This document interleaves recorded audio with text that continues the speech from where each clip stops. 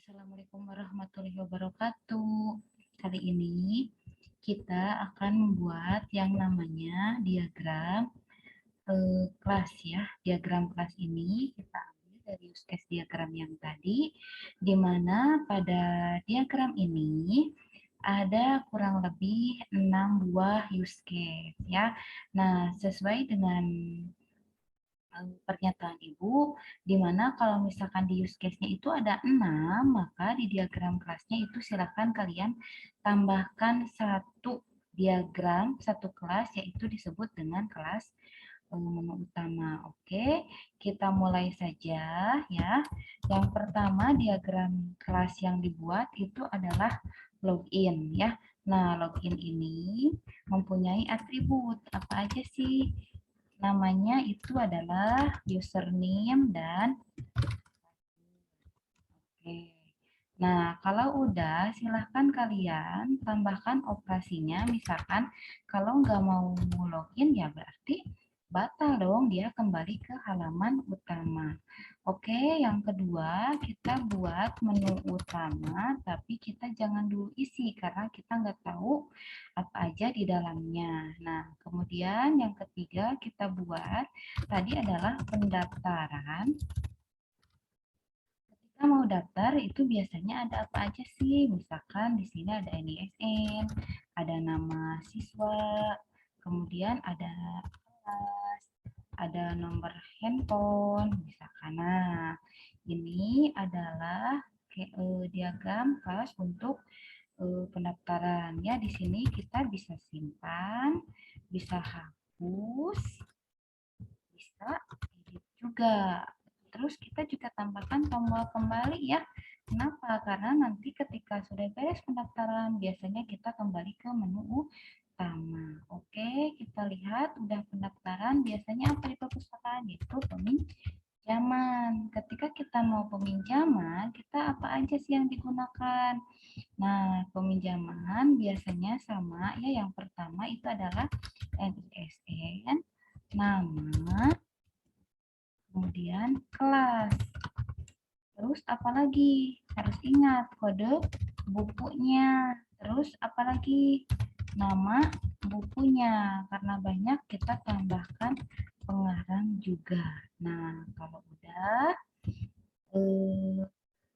apalagi kira-kira? Nah, tanggal pinjam kayak gitu ya. Nah, seperti biasa tambahkan operasinya. Apa aja sih? Seperti tadi simpan, kemudian hapus, kemudian edit, lalu kembali kayak gini. Oke, kalau udah kita buat lagi. Selanjutnya apa? Pengembalian ya.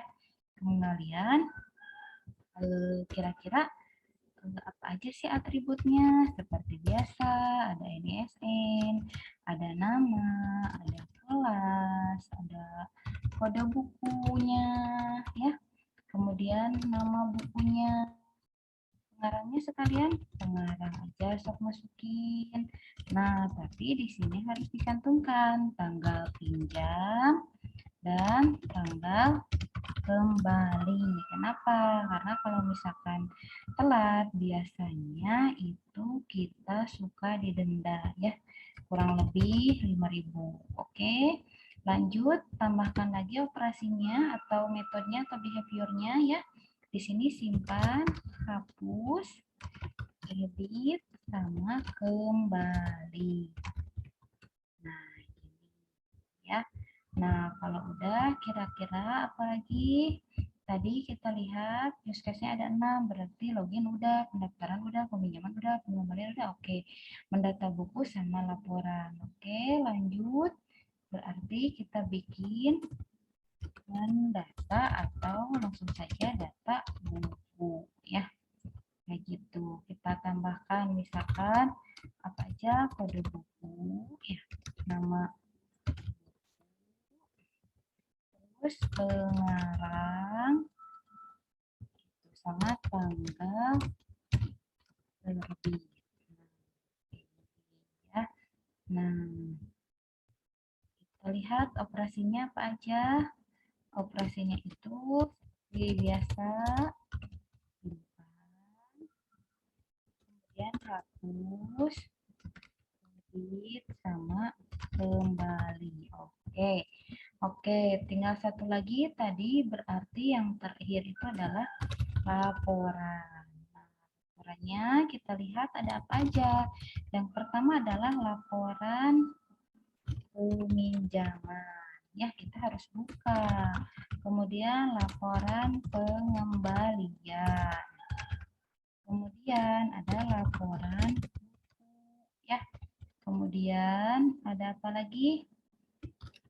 Laporan misalkan pinjaman, nah berarti peminjamnya atau siswanya. Nah, kalau udah silakan lihat operasinya ya. Mau apa? Apakah mau dilihat atau mau dicetak? Itu aja.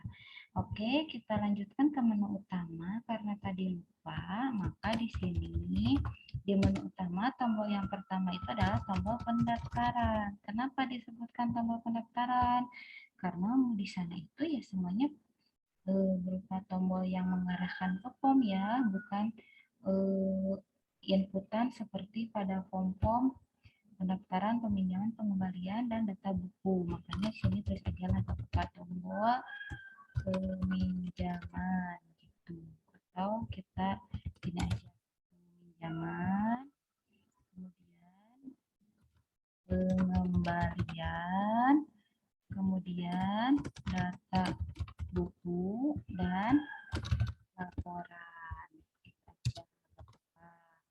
Nah, tadi kan tombol ya.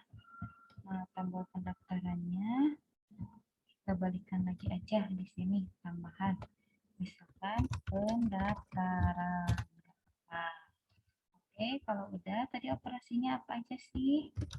Kita bukan batal ya, tapi kembali. Kenapa kembali? Karena kalau misalkan di menu utama kita nggak mau ngapa-ngapain, ya udah kita keluar aja ya, atau kita login aja, atau misalkan tambahkan aja di sini ya, log out atau keluar gitu, ya.